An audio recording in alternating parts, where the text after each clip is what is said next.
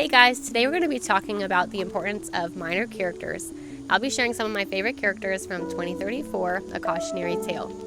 So these characters are very minor, they only appear in one chapter, and it's Mr. and Mrs. Johnson, but they really exemplify the heart behind the underground.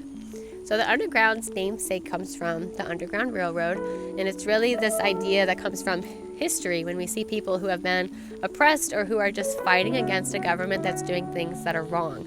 So we saw this in our own country during a time of slavery when people would open up their homes, they would house slaves that were going to freedom because these people had a higher moral authority than that of the government. We also saw this happen in World War II when people would house people again in their homes. They would be hospitable, they would take care of their needs because they were taking care of people who the government was eventually going to kill if they were taken. So we see two cases, and there are many, many more we could see throughout history, of people who stood up to a government that was doing things that were wrong.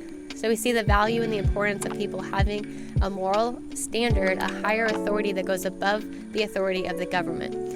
And this is so crucial to the history of our nation and our country and the way our culture should be functioning today. Our highest moral authority is not what the government says. Our highest moral authority is not making people happy. Our highest moral authority is not to just obey, to comply, and do what's best for society. But we have to look at, where does authority come from? Who decides what moral values are? And we know that answer is God, that God establishes truth and establishes moral authority.